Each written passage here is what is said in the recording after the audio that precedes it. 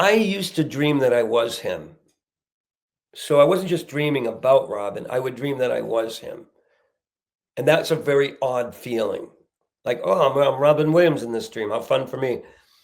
And whatever was happening as Robin Williams. So this relationship with Robin goes way back, even before he died. I've always felt this weird connection with him ever since I saw him on Mork and Mindy. So how much of the film is true?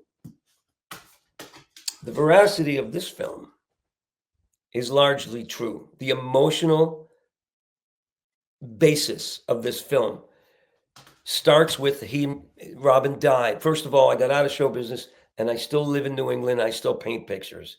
That's what I do. And I still do shows. I got back to my career. Robin dies. It took me a few days for it to sink in, and then I was tragically and just horribly upset. And like everybody else, like, how could that even be? How is that even possible? That fireball of energy, of brilliance, is gone.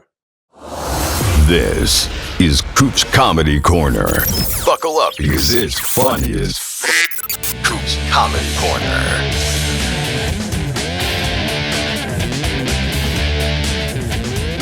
Welcome to Coop's Comedy Corner. I'm Steve Coop. I'm your host. We have a great show tonight. I'm bringing some great comedians and TV writers, and he has a pet with him. And I met this gentleman. He recorded Cooper Talk when I lived in LA, and he came to the studio in Burbank. And now we're both back east. He's in Massachusetts. I'm in New Jersey, and my guest is Roger Kabler. How you doing, Roger? I don't know why I do that on podcast. This is Graul. He's Spanish. Hi, Steve. Good to see you. So I want to talk about your career, but I want to talk.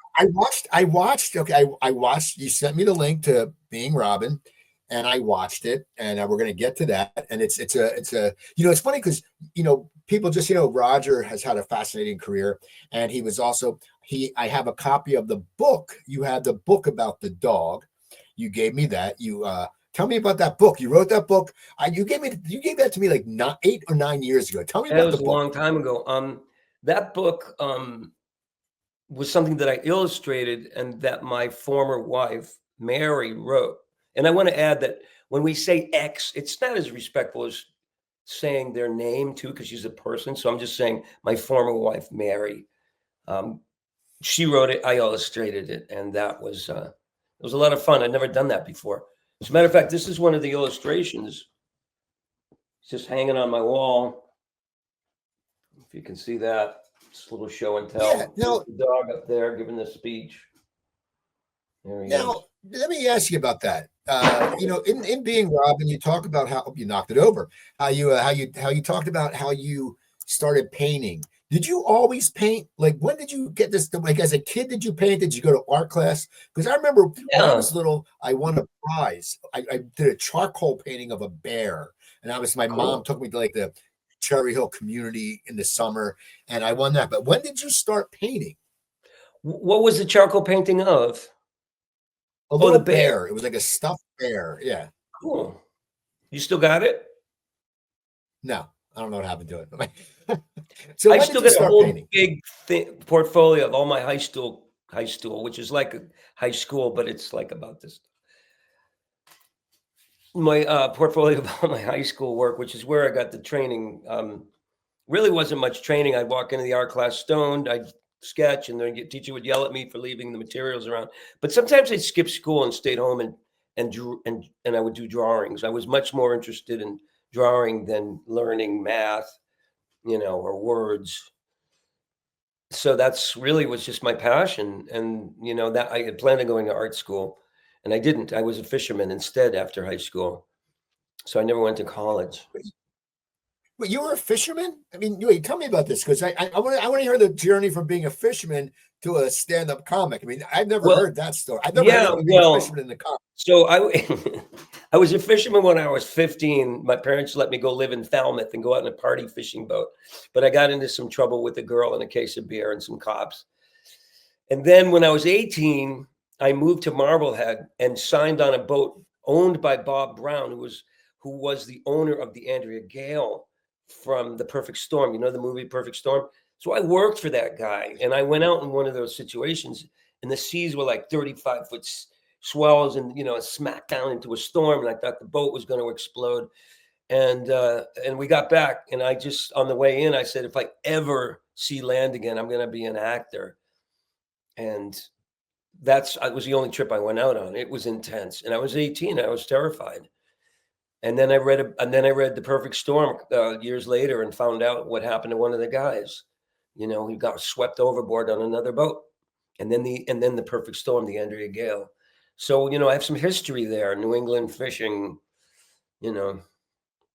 formative. So you decided you wanted to decide you want to go to acting. Where do you start then? I mean, you're 18 years old. You said you didn't go to college. Where do you start? When do you decide to start acting? And I want to go into the stand-up, because you still are a phenomenal impressionist. And I remember, because I want to do it later, I want to see who does a better Eric Roberts, me or you, because I actually did my Eric Roberts. If anybody knows who he is. I had Eric Roberts on my other podcast, and I did it for him, and he liked it. Oh, but did he like it? But so tell me, yeah, he liked it. He goes, he that's great. That's pretty good. So tell me your passage from 18 to getting into comedy. I mean, getting to acting, then stand up. Well, like I said, when I came to shore from that fateful trip, I decided to be an entertainer. Now, I was a child actor when I was from 11 years old. I did local community theater and dinner theater at the Chateau de Ville, which was a New England thing. It was kind of a big deal. And so I got a taste for it then.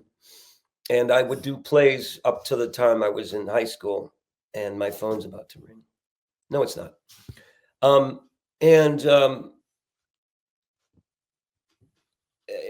I at some point I stopped because I wasn't feeling very manly. And so I went out in a fishing boat, and I decided to pick it up again if I ever saw land again. So I then went back to community theater and did some serious work. I did Butterflies Are Free, which is like The Blind Guy. Hoo-ah! Ah! I didn't play it like that, though. Little Donnie Dark. And all that vision. And then I did Equus, which was a very serious play about a emotionally disturbed teenager who blinds 6 horses with a metal spike. Tough gig, but that was where I felt really involved as an actor. And then I moved to New York when I was 20. I studied with Sanford Meisner at the Neighborhood Playhouse, and Herbert Berghoff at the other one. I can't think of the name of the theater. And then did some plays.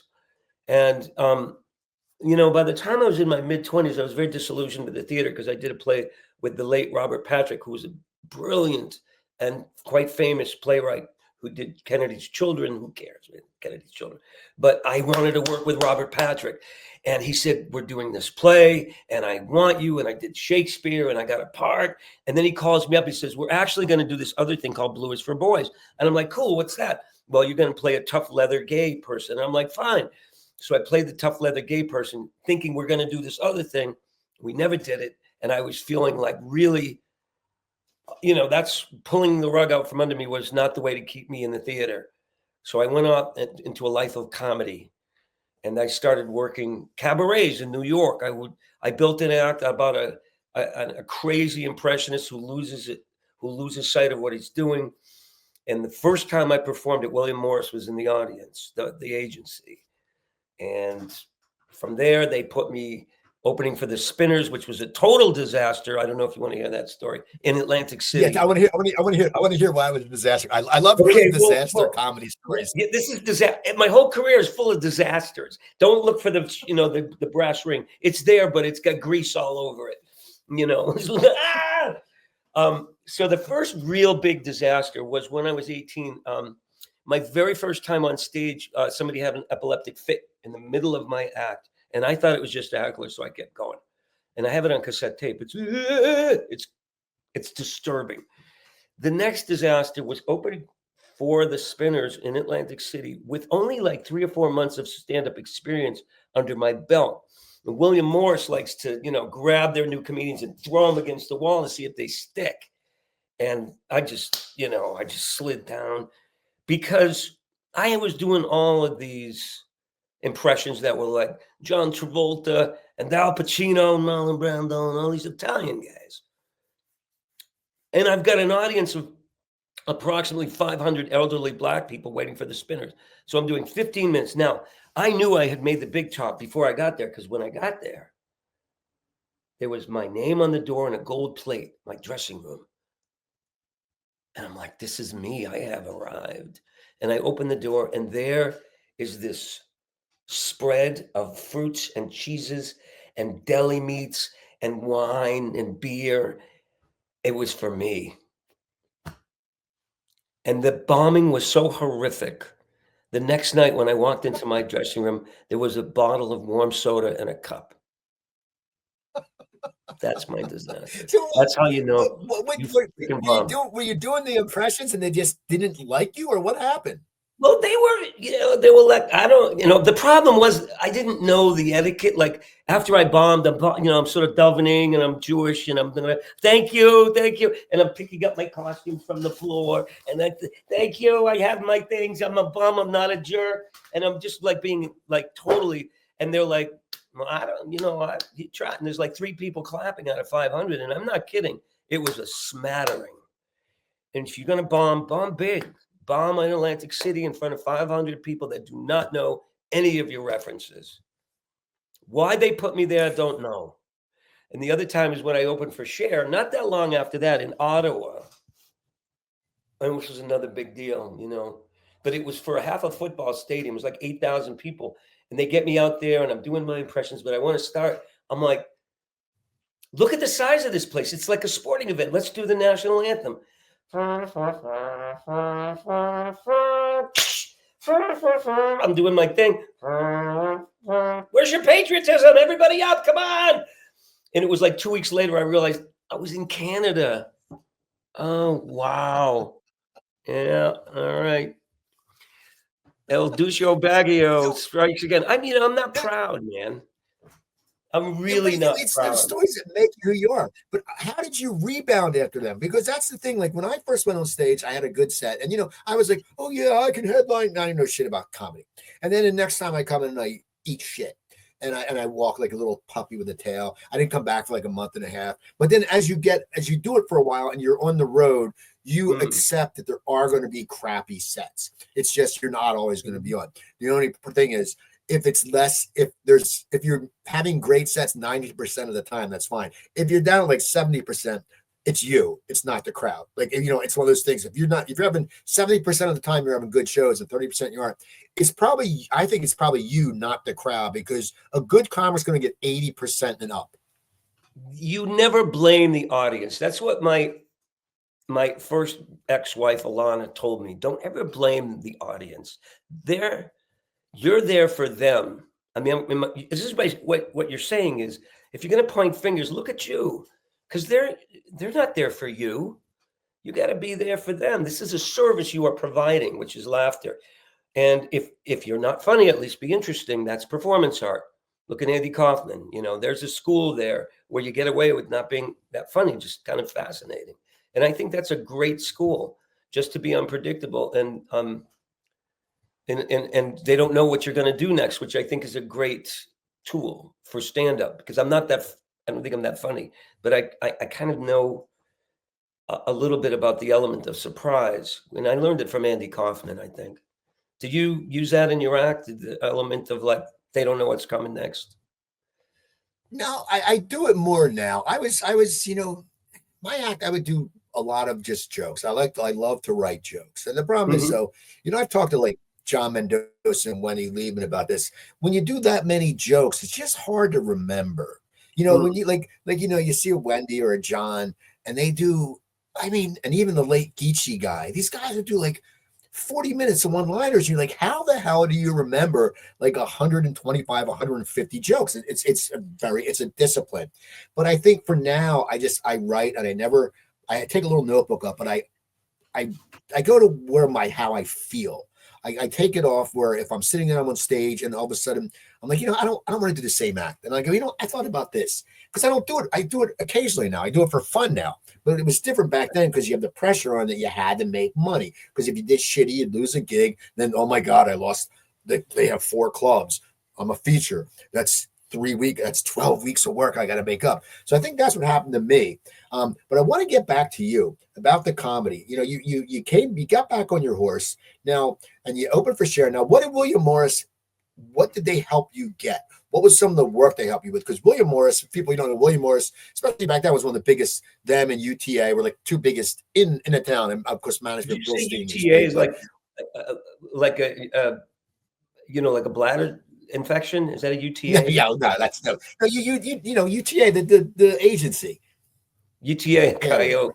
Well, you know what? They were present. They got me the Cher thing, and I'm not gonna cast any aspersions on William Morris. I don't know if they're out there now watching this, so I'm not gonna say anything. But one of the things that happened, without mentioning any names, was I got to go to the Super Bowl when Michael Jackson was the halftime show. That's one thing I got. One of the things that did occur after these initial things, and I was headlining after a while, those were feature acts. And then I started to headline, thanks to Barry Katz, who got me started on the college circuit.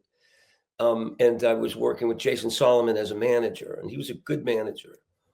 But William Morris, with all the people they managed, Gilbert Gottfried and Andrew Dice Clay, I think at the time, all the people that they were managing, when I went for a third audition for Saturday Night Live, I think they forgot to book my appointment. And I was pretty irate about that. But I did get a sitcom, and they negotiated. I was on the Carol Burnett show, the last incarnation of the Carol Burnett show in 1991, and they negotiated that. And we're working with really young agents who are just coming out of the mailroom. And I had a choice to let them handle me or to let more seasoned people handle me. Oh, I got to take this. It's Scam Likely. Scam, how you doing? Yeah, okay. The strong silent type. So anyway, so they negotiated my deal for Rhythm and Blues, which is a sitcom I did in 1992. But we couldn't get past that. In other words, it should have opened up all these doors. It was a very high testing pilot.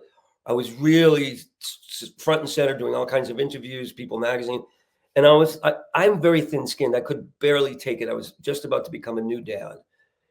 And somehow I thought that my career should have been forwarded by the show. Unfortunately, the show got waylaid by the unfortunate LA riots. And since we were doing a largely African-American show and I was the only white guy, instead of dealing with the issues at hand, the social unrest and the things that All in the Family would have tackled and become huge, they walked away from the thing that would have made the show a hit, which was strong writing with a strong social. They went for formulaic, easy stuff and made me rather a moron, because I started out in the pilot as a very articulate, passionate man, who was the show is you're a DJ who it's an all black station. They think you're black because you're Bobby Soul, right? Was that his name? Based on your voice, they didn't know I was white. They hire me sight unseen, and I walk in and I'm obviously white. So that's the part. And a great opportunity to see reverse racism and how society functions that way. But once the riots broke out, all bets were off. It was too sensitive. And I don't blame anybody, but it would have been nice to see what happened if they trussed up and tried. So it was watered down. I want to ask you, I want to interject real quick. I want to go back a little bit. What was it like working with Carol Burnett? Because you show some clips in your Being Robin movie, but I mean, Carol Burnett is like, growing up, I mean, that was, you watched her and Tim Conway and Harvey Korman. I mean, I watched it with my family. I was the youngest, and we would all just laugh and laugh and laugh. Yeah. But what is it like when you're doing comedy and all of a sudden you're sharing the stage with, she was a legend back then. She's even more of a legend now. But what is that? What is that like as a young comic? You're in Hollywood and you're working with fucking Carol Burnett. Well, I was 28 years old, and like I said, I'm thin-skinned. They had veterans on the show: Richard Kind, Chris Barnes, and then me. And there was a couple other people that didn't end up making it through the whole season. And Jessica Lundy and Megan, somebody. I'm sorry. Anyway, the chance to work with Carol one-on-one was there at the very beginning.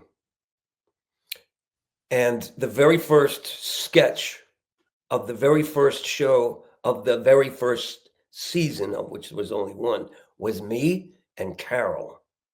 8-year-old Jewish neurotic me playing her agent, trying to convince her to be a lookalike of herself in a bowling thing, like a sort of charity event. She's like, I'm not going to be my own body double. That's my own lookalike. That's crazy. So I'm trying to convince her to do it. But see, I'm from the sort of theatrical studio school of acting. So I need to prepare.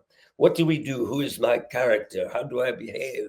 And I'm getting into all this stuff. When you're with Carol, bang, comedy, smack, now, action, choice. Which I do normally, but when you're faced with Carol Burnett, you want to sort of, I was a little freaked out in front of the studio, the network, the director, this cast, and I didn't come up with the behavior they wanted to see right away. So what happened is another castmate stepped in. I don't want to tell you who it was, but he went, I think I have a solution. And he took her aside and the director, and they said, Roger, why don't you step out? Disaster number 6. And that's kind of how it went. Now, I did have some scenes with her one-on-one. And the one that I had that didn't go so well either was the one where I show up late to take her daughter to the prom. And the lines are, and that's the one in the movie. She goes, what happened? I said, well, I was on my way over here to pick her up, and I got scared, and I went to the prom alone. And that's the line. But I tried to crack her up in rehearsal. And I said, I went to the prom alone. And then I went parking alone. And she just looked at me like, and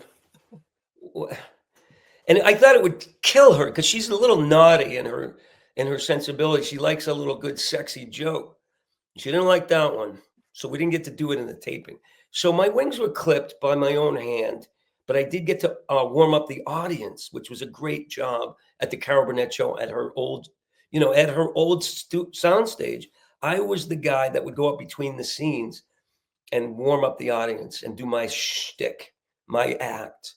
And I got to be in Clueless because of that, because Amy Heckerling was in the audience. And it was a great thing in itself. But I just couldn't stand toe to toe with her. The most wonderful moment I had was when we were all dressed up in tuxes and gowns and waiting for the scene to start. And I just took her hand and said nothing. And she took my hand and we waltzed for a minute without saying a word between, takes. And that was just the most marvelous, graceful moment that I had with her. It was lovely. So the Carol Burnett, and then you go to your sitcom, and then you become the Zima guy.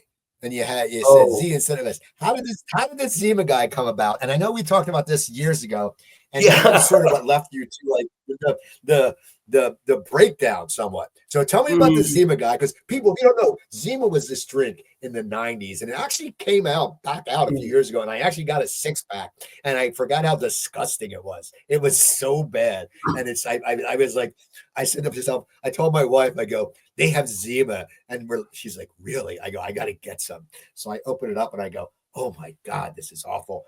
Because it's worse than a wine cooler. But Zima was the big roll up. So how did that role come up? Was that after the sitcom? Yeah, what happened was there was a little bit of an overlap. I think after Rhythm and Blues was canceled, but before I was fired from Saved by the Bell, probably because of the Zima thing. I'm a beer spokesperson. They didn't want me on Saved by the Bell, so I was fired after 2 rehearsals. Nobody knows that I was actually hired. Who are you supposed to be in? I was supposed to be a professor of anthropology, Jeremiah Lasky. I had some fun shtick, and they laughed at the table read, but the next day they were like De Niro on the poster of Goodfellas. Nobody laughed, and they called me that night and said, Roger, I'm terribly sorry. But the Zima thing was 2 years. I think it was about 2 years, maybe a year and a half. And then the third year, my contract was supposed to be like $500,000. And we were like, oh my God, this is a house. This is like a lot of money.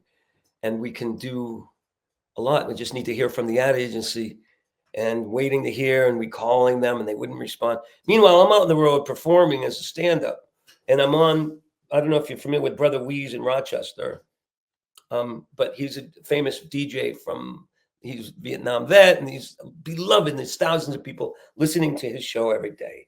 So I'm on with Brother Weeze talking about my show. Somebody calls in and says, hey, Zima guy, you know you're fired?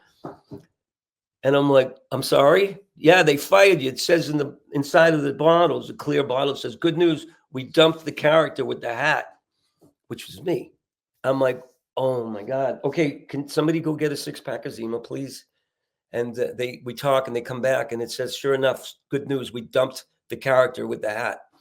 Now, I'm the character with the hat, all right?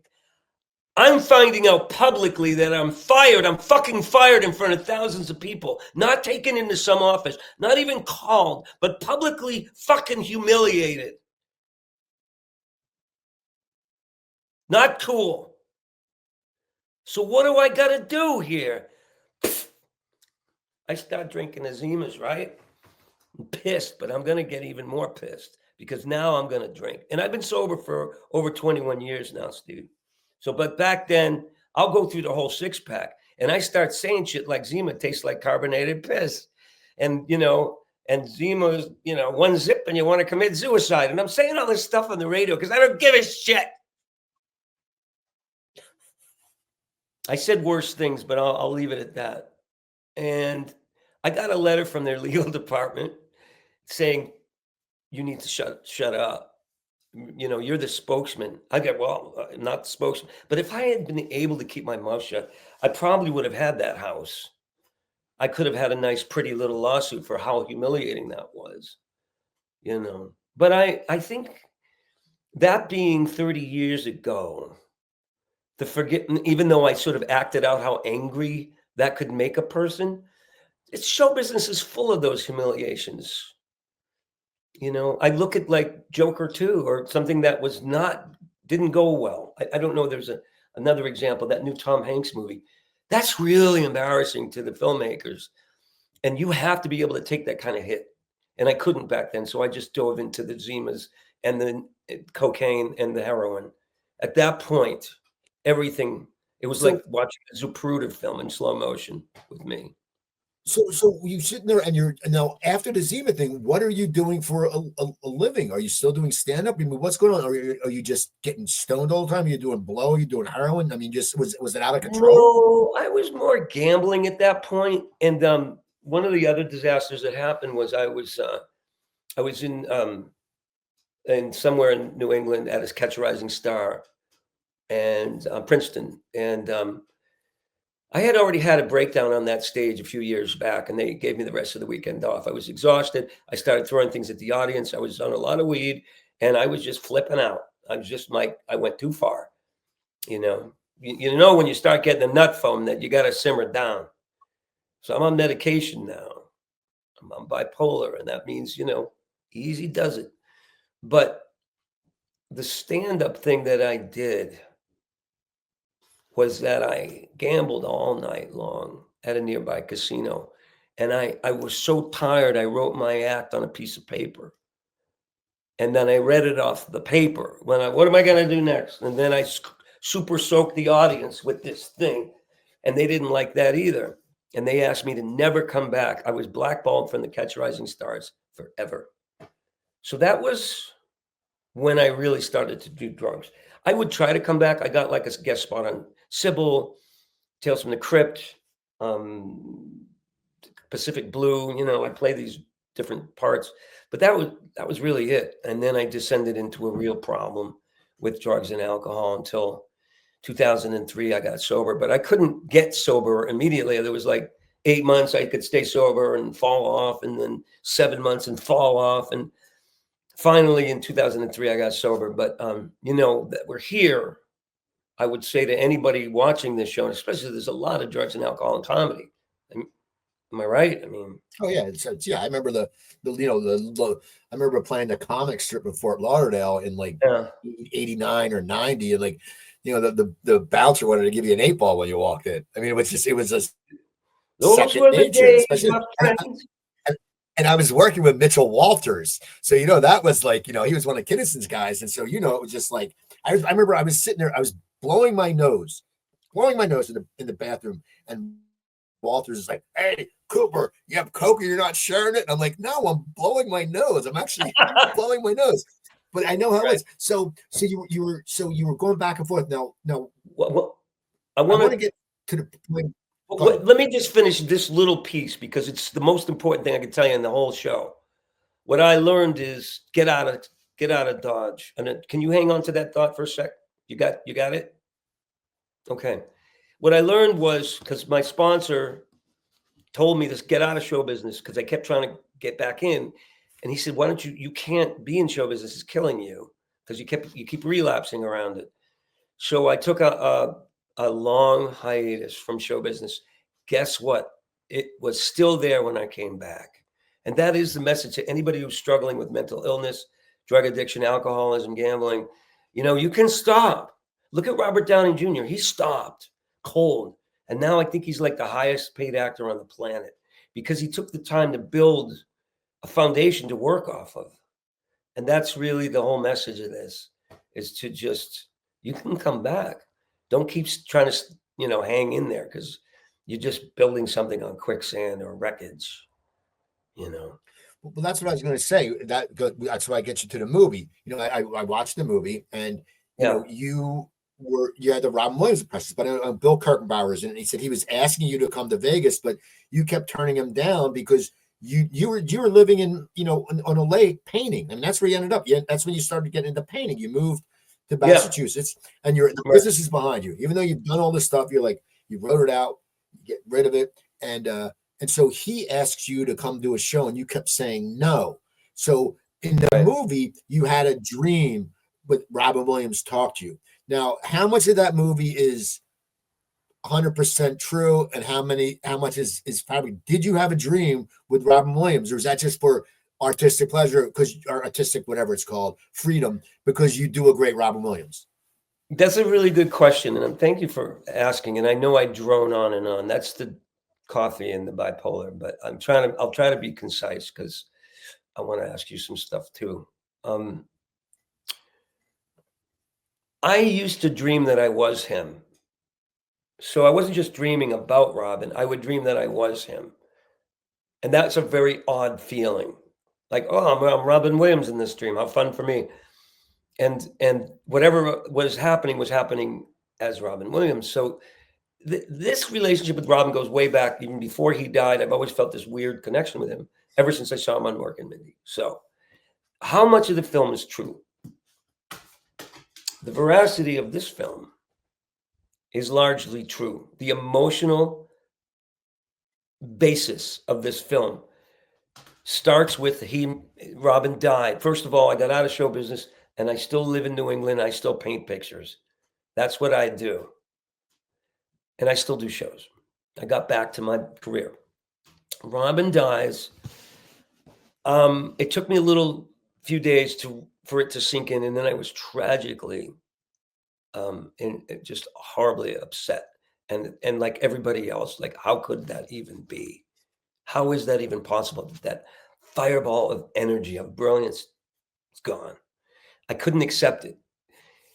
The night came, which is very true to the movie, when I looked in the mirror. People had been asking me, are you going to do a tribute? Because I am an impressionist and I'm known for doing him. But I said, no, I'm out of show business. I'm done. Never. And the night came when I was sort of mulling it, and I made a face in the mirror, and it got real. I saw him, and then it jumped to a moment where I was completely engulfed in him, and not just, I want to say, possessed, but I experienced his last moments, his death, and I understood through extreme empathy what it was like to be Robin Williams and lose that. And I did it in the first person. My friend was there, and she was holding me and I was just crying, and the voice coming out of my mouth wasn't my own.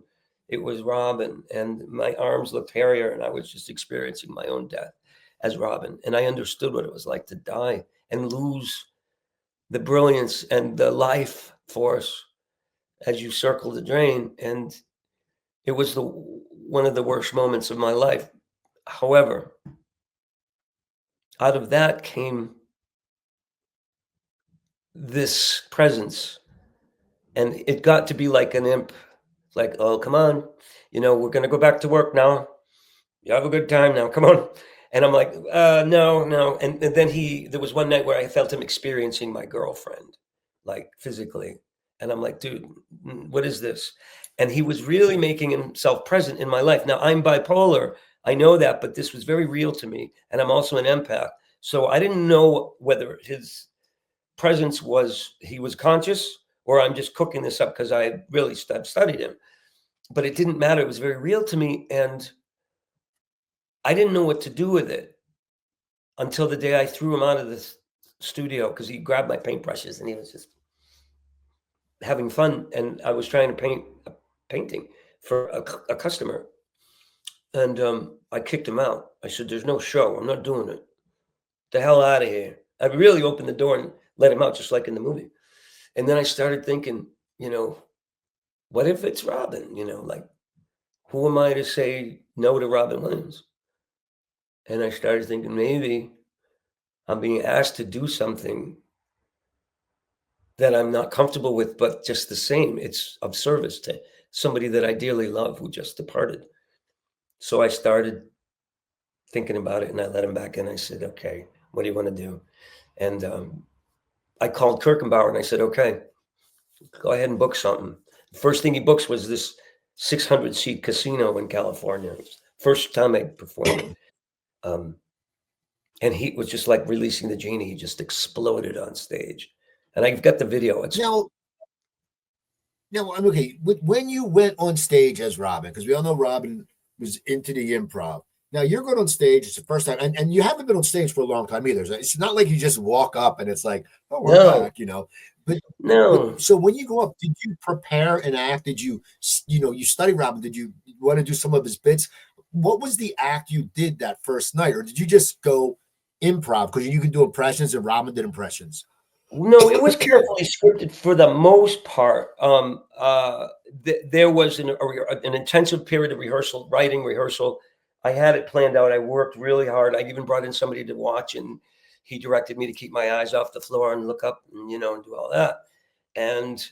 But when I got out there was this incredible sense of freedom and play. So there were things that happened in that show outside the perimeters of the script of what we had written that were really feeling like Robin was out there playing. And that's because I got out of the way, and it seemed like every time I did the show and I got in the way and tried to control it, he was stifled. So I had an activity before the show and preparing like an actor prepares. I'm a method comedian, where he would say, okay, you stay there now. You stay right there. I'm going to go do the show. Okay. And I would be free to go and do the show. And Robin was, I'm, free of me. So I couldn't get in there and block and edit and control. It was pretty much, I said the naughtiest joke. I did a show on Thursday last week, and I said the naughtiest joke that my sister had created, and I laughed my ass off. And she was sitting in the audience, and I said, my sister wrote this. And I did it because Robin said, oh, come on, you can do it. And I was like, oh, no, okay, here it is. And it has to do with Hermie from... Do it. What was it? Do it. What was it? It was Hermie the Rudolph the Red-Nosed Reindeer. My sister and I, who's a very funny girl, she says, I said maybe Hermie was actually short for hermaphrodite. And she goes, why am I such a misfit just because I have a big clit? And I fucking fell out. My sister's really funny. So I promised her that I wouldn't do it in the show. And then when it came time, I unloaded it and just did it. And she and I thought it was wonderful. And the rest of the audience was like, because I do some naughty stuff. I even do Elmer Fudd having, sex, going, oh, be very, very quiet. I'm looking for the clitoris. and stuff like that. And people are like, oh, but it's Robin, it's good times. And in the end of the act, after all that naughtiness comes the heartfelt stuff, the sage part of Robin that comes out and is all about love and humanity. And so the show ends on a really kind of a lovely, mushy feeling. Well, the show, okay, so you go from Kirkenbauer. So then how do you start building momentum? How do you get booked? Because I know you worked it a lot, and I would see your posts on Facebook. So you get done with Kirkenbauer. So did you get that? Did you get that that comic feel back? And when you were going to start performing, did you ever worry about your sobriety? Because you said, and you said it in the movie too, that you could not get back in business because of your sobriety. But now you've been 21 years sober. But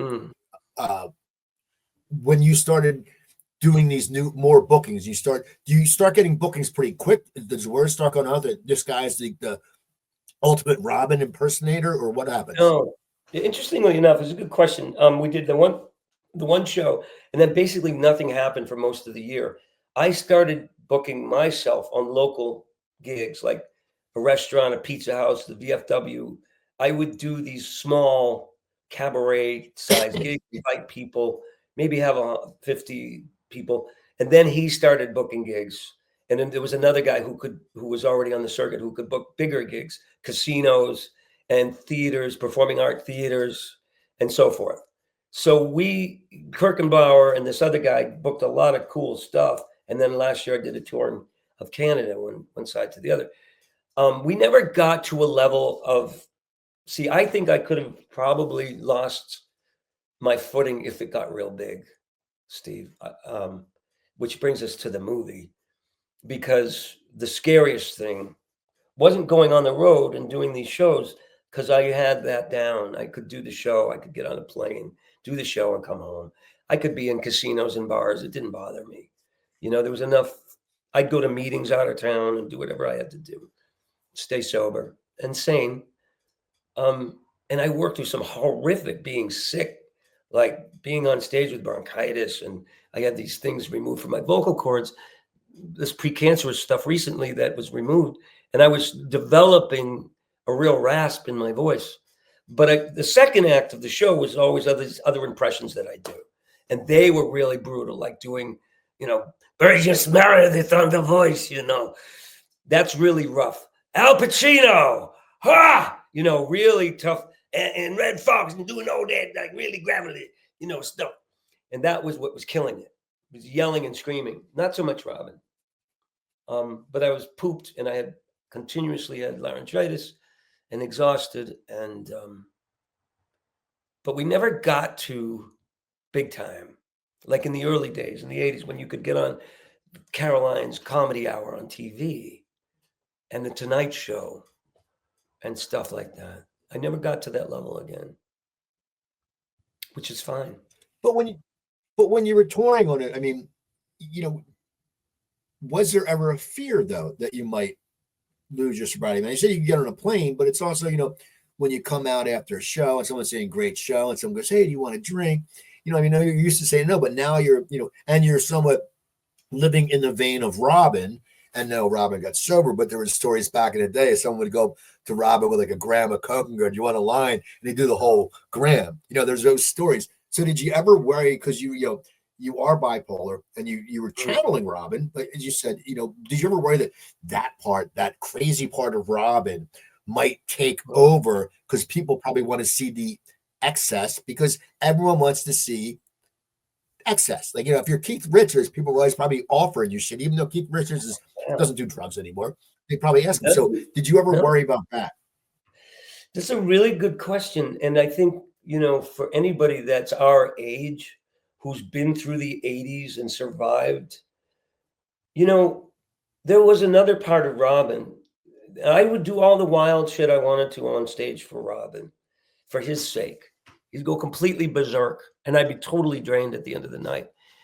And Robin would stick around, and I remember having a few encounters with women, but that was the extent of it. And Robin was still very active for the next couple of days. It's hard to just wind down off of that, but it's a Robin that's more zen, more like Sean McGuire and Good Will Hunting, like, hey, Chief, you got to go back to the room now. We got to rest up for tomorrow. 2 shows. And so there was that more mature Robin that was really looking out for the good of the show. And that takes place of the, no, I'm totally fucked up now on skates. It just doesn't occur to you to even play that, because I really treasure my sobriety and I protect it with my life.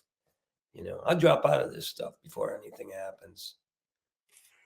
No, as a comic, when you go up as Robin Williams, is it easier because people, they're coming to see, it's an evening with Robin Williams. They're coming to see that. So is it easier, like, because you have him down, you have all the reactions and all that stuff. Is it easier as a comic that you don't really have to worry because you can just sit there and go, nano, Shazbot, and the crowd will go fucking crazy? I mean, is that, as a comedian, is that, yeah, I mean, what is that like as a comedian? Because you would do material before, but now you have a safe out. Well, I'm not all that comfortable doing it after all. I am terribly insecure about my Robin impression because my teeth are too fucking big. I can't make the shape with my face that I really like unless I do this and sort of really work it, And that's just an impression I'm doing right now. I'm not really there, but if I kept going for a while, Steve, we're out of here, So if I start to get into a groove, I feel Robin pulling in and taking over. There are nights when I don't feel him so much and I just have to do an impression. And there are some nights when I say, whoa, this isn't just a show, it's a seance. Because I really feel the more people are laughing, the more he gets wound up into it and the more playing occurs. I mean, there was one night, I remember, there was a lady with her foot up on the chair. Let me do the other one. There was one night, and this is where Robin comes out with his brilliance. I'm just a vehicle. I'm in Florida, and there's some drunk lady with her husband, and she says, hey, won't you come out and have a drink with me? And I said, oh, I don't drink anymore, but I better go eat you under the table. And there was this hush while her husband got up and blocked out the light.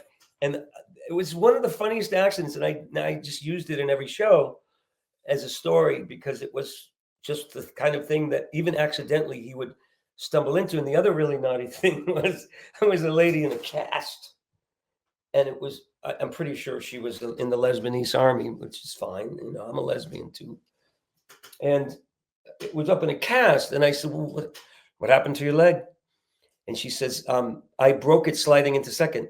I said, oh, I broke my finger sliding into third.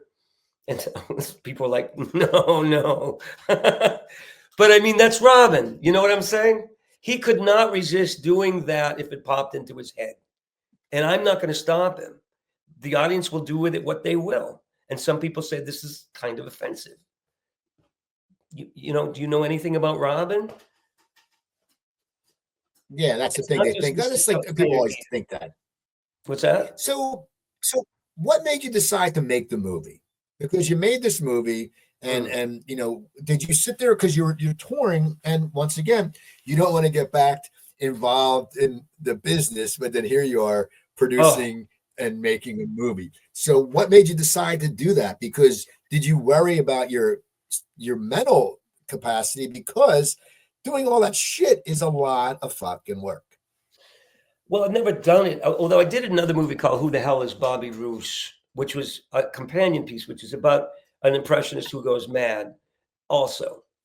But this was specifically Robin. It could be the sequel to that.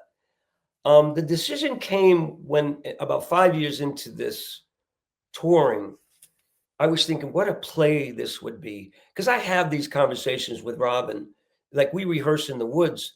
And I remember early on, I said, Robin, do you have any idea how exhausting this is, this show? And he goes, do you have any idea how difficult it is to come back to life in your schleppy body? And I laughed because that just popped into my head. And the other time was when I just said, Robin, you want to rehearse? He goes, yeah, I'll take it from here. And I'm like, what do you mean?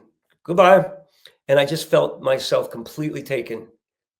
Head, soul, mouth, face, pure Robin.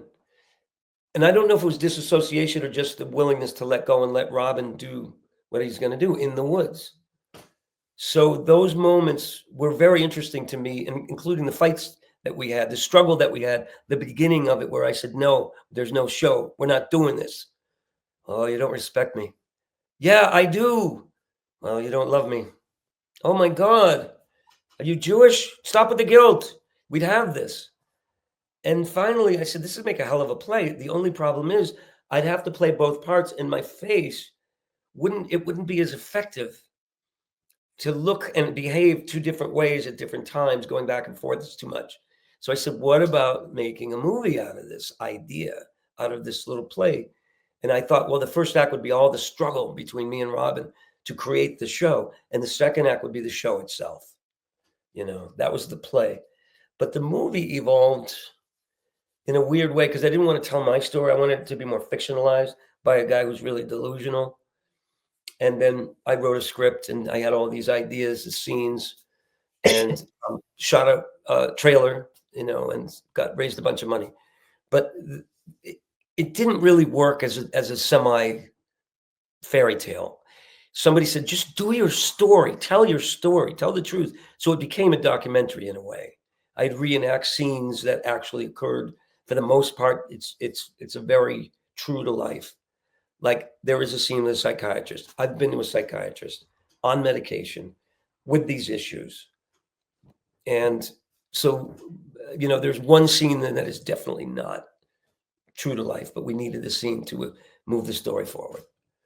And I reenacted the scenes from my life that occurred. And there's a lot of clips from my actual show in the film, which makes it an interesting documentary, including interviews on the news where I'm sitting there as myself, like talking like this. And then the ones where I turned the corner and said, let me just dress up like Robin and I'll take the night off and just let Robin do it. And that's part of the story where I just disappeared, So when you saw the final cut of the movie, were you happy about it? Did you like it? I mean, because, as you said, earlier in your career, you had a very thin skin. And now with social media, it's not a lot different back then. Right. I mean, they could have been like, oh, we hate that fucking Zebra guy. Just boom, boom, boom, boom. It's different now. Yeah. So now, I mean, what were you worried about the input and the feedback you get about it because you do have a thin skin? Well, the difference now, because this is you're really good at this, Steve. You nailed the important stuff. I appreciate it. You're not asking me about my suit. Why didn't I wear a suit? Stuff like that. Yeah, exactly. When first of all, I didn't create the film. I'm a vessel. I'm like the bricklayer. The ideas come from somewhere else. If you're spiritual, you know what I'm saying. It's all, you're a vessel. You're a channel for creativity. Same with the painting. I put the paint on the canvas. The creativity comes from wherever the hell creativity comes from. You channel it. You are a vessel. You're a God. You're a hand in it.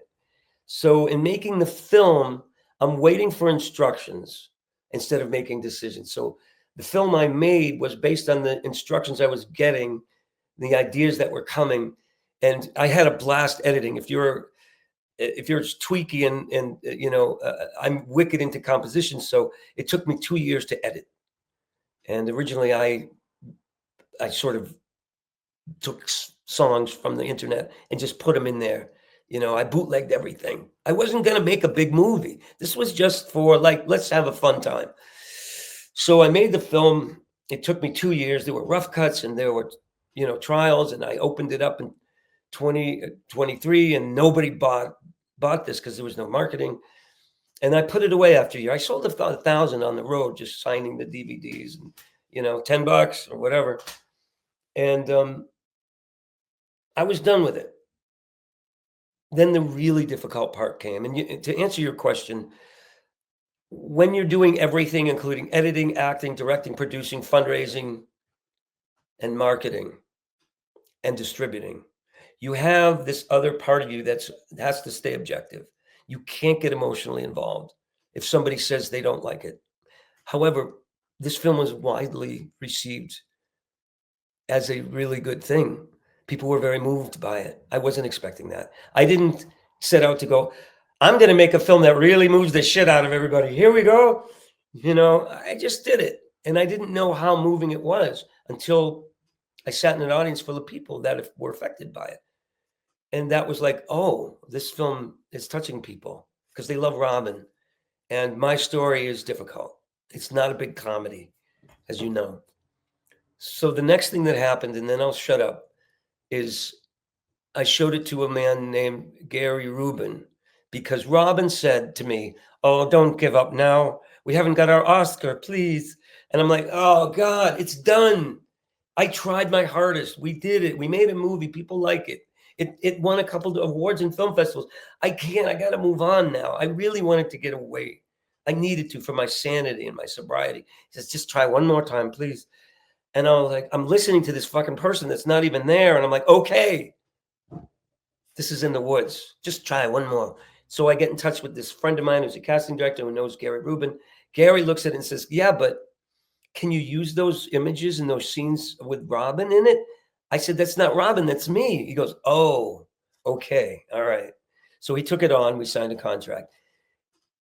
And he said, well, okay, how's your insurance? I said, insurance? I didn't know there was like, you gotta get a lawyer, you need insurance. He's connected to how to get it on Amazon. So I'm gonna listen, I'm gonna spend thousands of dollars and another whole year taking out the illicit music, paying out royalties and licenses, replacing music, editing it so it looks like a real film and not a toy film that somebody made in their bathtub, doing a sound, all the stuff that made me nuts. And it was never good enough.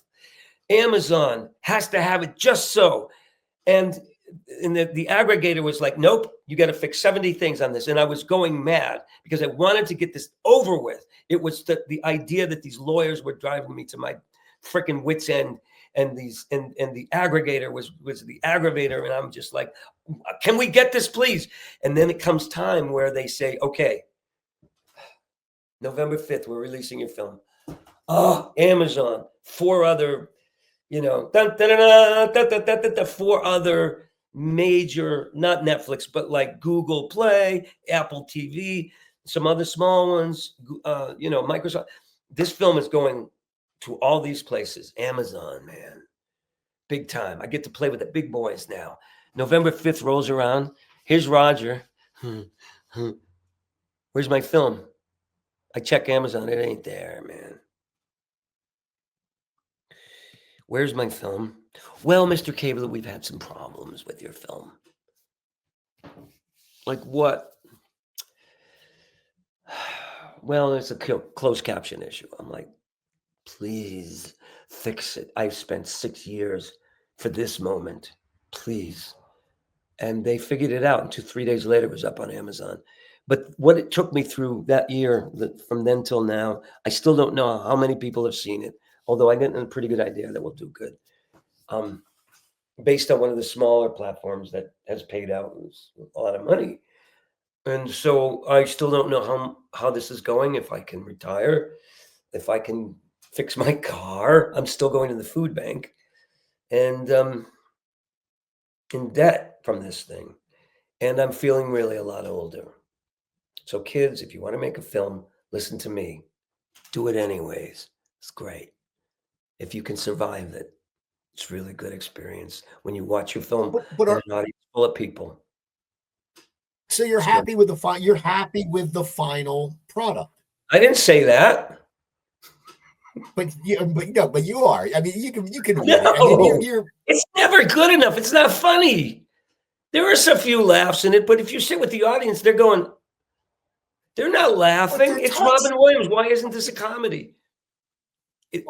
Seize the Day. His movie wasn't a comedy. No, that movie Seize the. No, so, it's okay. Whatever, man. No, but see, you're never going to be satisfied. But what you get is an acceptance that I did the best I could, and after a while, you let go. You give it to the world, and that is something I learned from living a lifestyle of being clean and sober and accepting that I have paintings to do now. The film will do what it's going to do. I haven't heard one person say this film sucks. Yeah, actually one. I thought Robin Williams was going to be in the film. It's like, it says it right there. It's not in the credits. He's dead. He can't be in a film. Sorry for your disappointment. Here's your $5. I mean, I can't, So you can't control what everybody thinks. I'm escalating. right now, I'm so sorry. now, are you doing the show? But you said you did the show the other night. Is there more plans to do your stand-up show? Do you plan to go and take on the road again, or what's up with that? I mean, because Yeah, people because I had like it, this, and you can make money. And I'm tired. I here's the deal, Steve. I haven't worked since October. I had surgery to have cancerous goobers removed from not I mean precancerous removed from my vocal cords because I was um and it needed time to heal. So I decided to do a test run show last Thursday at a big bakery near my house. I invite my friends to come and sit. Like 50 people came, and I was rusty and I don't have the legs and the energy, but I did the flag routine. You know the flag routine that he does when he dresses up like a flag? I'm the old yeah, glory. Yeah. And I added some new things like whether you're just, whether you're saluting me on July 4th or just using me for a bludgeon on January 6th, I'm there, and it's sort of updating it to protest a little bit. But I looked at the tape of that piece and I was like, dude is losing it. I'm Muhammad Ali in the twilight years. You got to get out now. I've got 5 more gigs. I'm going to tell Kirkenbauer, don't do anymore. If there's a couple that are pending, do them. But I'm not going to do a good show the way I did 10 years ago. I don't have the legs. I don't have the energy. I can't fill a room the way I did, and I'd like to, but you've got to tell the truth about where you're at. And Robin is a very high octane gig, so it's winding down. And for all you guys that are watching this out there, I'm sorry. I've got other things I got to do. Whoever's out there, is well, Kirkenbauer. you got to do this. You got to do this now. You got to do your Eric Roberts. Then I'm going to do my Eric Roberts. So What's you do at your the Eric end of the Roberts. show now? I was watching the other day, man. His shit falls off at the end of the sentence. Is okay. Oh, it hurts so much. Bing. I go, they should fucking die, Charlie. And I always go, him if he was in Rudolph the Red-Nosed Reindeer. I'm a Charlie in a box. He's in the Misfit Toys.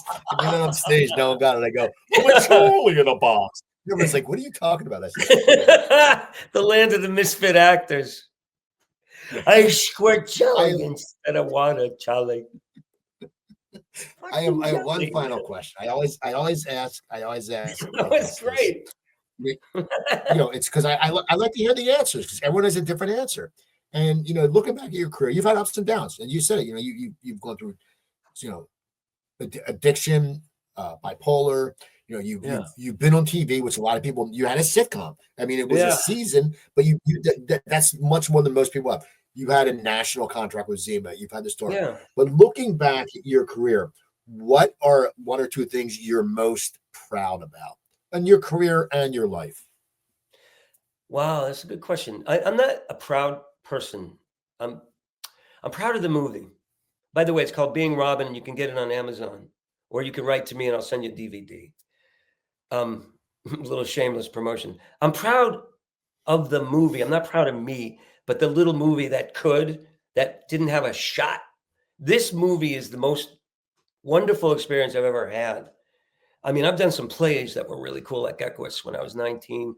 That stands out to me as a real accomplishment as somebody who's a committed actor. And I want to be an actor, purely an actor, not an impressionist.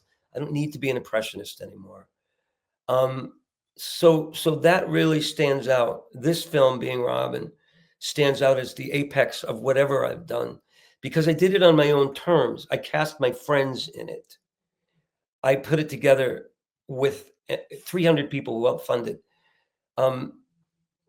Besides that, just the ability to get up and play toe-to-toe with Carol Burnett was wonderful. It was a little painful.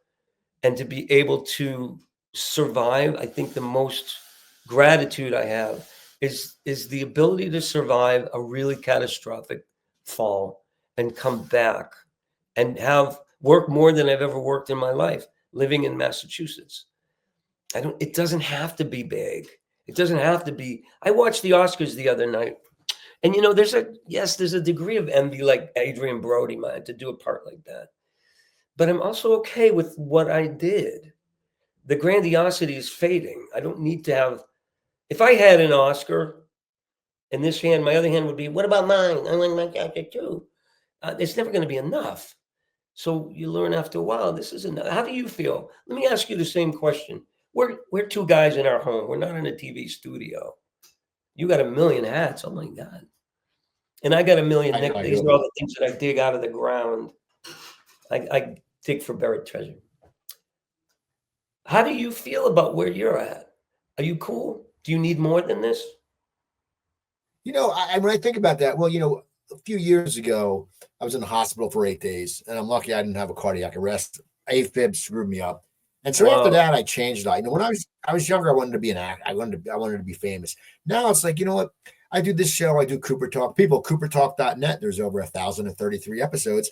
And I get to sit there and I'm happy. I get to talk to, when Cooper, I met you through Cooper Talk. And I mean, this week I'm going to talk to Paul Young, that 80s star. I talked to Gino Vanelli a few weeks ago. I talked to, I became friendly with a guy from Spandau Ballet. So I'm proud of it. I'm proud of Cooper Talk. And in South Jersey, I'm hosting a networking event tomorrow in Cocktails with Cooper. 70 people will show up. I have sponsors. I make money off it. So I got no complaints. I would like to get, on the speaking circuit or whatever, but I'm just happy just being now, and it's a matter of just, I have a great wife. We own a condo, our refrigerator and our cabinets are full. I mean, we still pay a mortgage. Our mortgage is very low, but we live a good life. And, we went to Italy for our anniversary. So, that's the thing. I always think if I had became big, when I was 30 or 35, I don't know if I'd still be alive, because the excess, you went through it, and yes. that's And I can tell you, driving to the Tonight Show in the limo, I was not happy. I'm like, God damn it. I owed money. I was gambling. I'm stressed out. I'm in a limo on the way to the Tonight Show, and I don't want to be here. That is not success. None of that is successful. I was not happy. Exactly. I wanted to be home with my newborn baby. And I had a drug problem and a gambling problem and a girl problem. And I was just out of my wits and exhausted. It's not success. Fame is not all that. Okay? I don't need to be famous. I would love for this to be famous. If we could get there, I would love millions of people to see this film. It's nourishing. What's that? I said Being Robin. Now, how can they get your movie? Where can they get it? Oh, just go on Amazon. It's on there. It's on Google Play. It's on. I got the DVD here, and if you send me, I think $15, I'll send you an autographed copy, and someday it'll be worth $15. So exactly, that's it. And if you're in overseas, I'll send you the link. And you pay me for that. I want to share this because there's a humanitarian message in it at the end from Robin about love, about it has the power to annihilate hate in the end. That's what the movie becomes about. And that message is powerful. It's why it all happened, I think. And it's there's some sadness around the movie, but it's also, somebody said, the beginning of closure around Robin, which when I heard that, they got it. A lot of people find it healing. And so whether it's a big moneymaker or I get famous, just want to share it. Well, that's awesome. And this has been great, man. I'm glad you came on tonight, Roger. Now you're on, do you have a website or is it just Facebook? How do people find out all your info? There's beingrobinthemovie.com. And that's the website. And you can order the DVD from there. And then there's Facebook, which is also Being Robin the Movie. And that has, and there's reels of clips of the movie and, just Google Being Robin. Unfortunately, IMDb says it shows like 3.5 stars or something like that. But Rotten Tomatoes is at 97% 5-star. I mean, you can't go by the rating systems. Unfortunately, on Amazon, we only got 16 reviews because at some point they thought it was a bot doing the work and they shut it down. They didn't take it off of Amazon, but they shut down the ability to review the movie. But we got really good reviews from legit critics. Right now, Leonard Maltin and Whoopi Goldberg have the film. I don't know if they're going to watch it. It would be cool if they did. Well, there you go. Yeah. Well, man, But I'm I not. want to thank you for coming on, Roger. It's always good to talk to you, man. And people, so check out Being Robin. I watched it, and it's really good, and he's great in it. And go to my website, coopertalk.net. Go to YouTube. The Coop Tank is my business podcast. I moderate 3 local business people. We talk about happiness, motivation, success, all that good stuff. Comedy Trainwreck. Thank you, Jimmy Corhan, for producing this show. Comedy Trainwreck's got a bunch of great shows up there. They have Cancel Culture with John Kensel. They have Coleman Green's show. They have a dating show. They have I think a new show with Chica Loca. They got a bunch of good shows. So check them out. And yeah, just don't forget, go subscribe to Coop's Comedy Corner on YouTube. And I'm Steve Cooper, and I will talk to you all next time. Have a good night. Coop's Comedy Corner.